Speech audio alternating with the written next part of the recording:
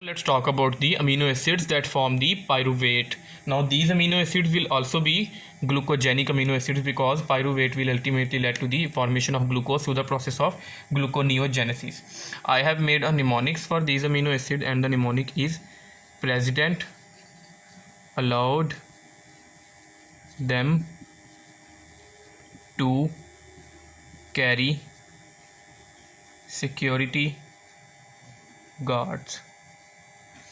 Now the amino acids that are starting from this mnemonic is the, first of all, the P here is the pyruvate, the Al here is of course alanine, the TH here is threonine, T here is the tryptophan, the C here is cysteine, the S here is serine, and finally the G here is the glycine. Now let's talk about individually about these amino acids, that how these led to the formation of the pyruvate. Now the first amino acid that we need to talk about is the alanine. Alanine amino acid is directly converted into pyruvate by the process of the transamination, that is catalyzed by the enzyme called the ALT. This reaction has been explained in detail in my video about the nitrogen removal from the amino acids.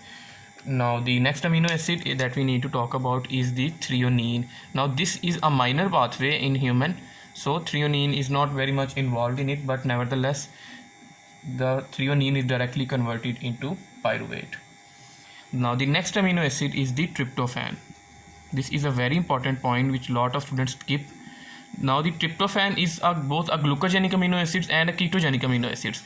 Here the action of the tryptophan will be the glucogenic, because the tryptophan will be converted into alanine first, and then this alanine will give rise to the pyruvate. The glucogenic action of the tryptophan is clear here. Now let's talk about the sulfur containing amino acid, that is the cysteine. First of all, we need to remove the sulfur from the cysteine, so the sulfur is removed and the remaining compound that is converted into the pyruvate. Now let's talk about two other very important amino acids, that are the serine and glycine. The serine has three fates. The serine can be directly converted into pyruvate,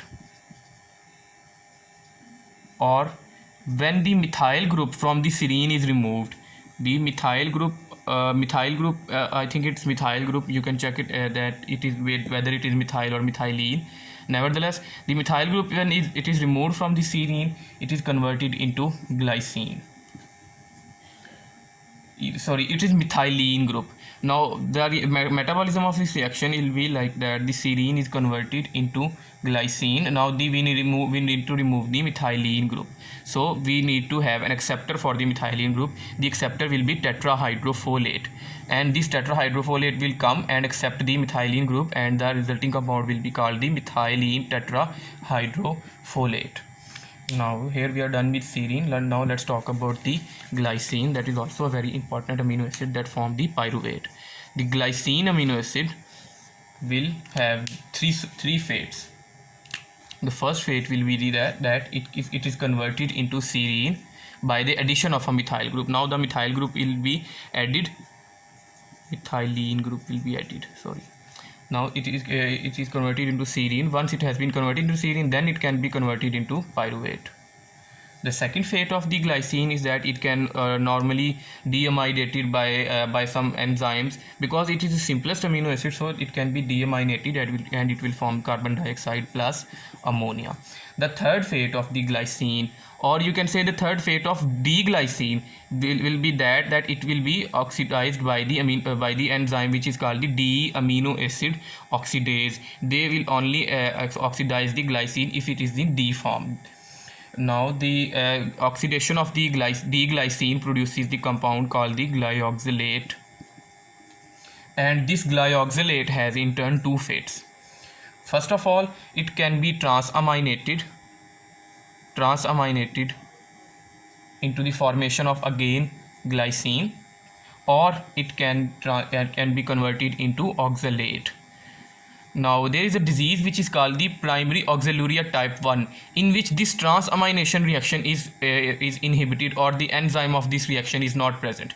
Now if the glyoxylate is not being converted back into the glycine, all of the glyoxylate from all of the glycine and most of the serine will be converted into oxalate, and this oxalate will lead to the renal stone. This condition is called the primary auxiliaria type 1. Now let's talk about the amino acids that form the fumarate. These will also be glucogenic amino acid, but here is an exception that these amino acid will also be ketogenic.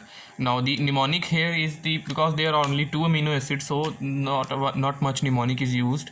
So the mnemonic here you can say is the FPT. The fumarate will be formed by 2 amino acids that are phenylalanine and tyrosine. Now let's first talk about the phenylalanine, that how it leads to the formation of the fumarate. The phenylalanine basically does not directly lead to the formation of fumarate, but the addition of the hydroxyl group into the fumarate will lead to the formation of tyrosine. This reaction, the addition of the addition of the hydroxyl group to the tyrosine, addition of hydroxyl group to the the phenylalanine to form tyrosine. This reaction we'll study later in the lecture in very much detail, because there are a lot of clinical abnormalities related with this reaction. Phenylalanine will get hydroxylated by the enzyme called the phenylalanine hydroxylase to form tyrosine. And now this tyrosine will have 2 fates. First, it can be converted into the fumarate, which is the glucogenic action, and the second ketogenic action will be that it will be converted into the ketone body, that is acetoacetate. These are the 2 amino acids that form the fumarate. Both of them are the glucogenic and ketogenic amino acid, as you have seen. In the next lecture, we will talk about the amino acids that form succinyl coenzyme A.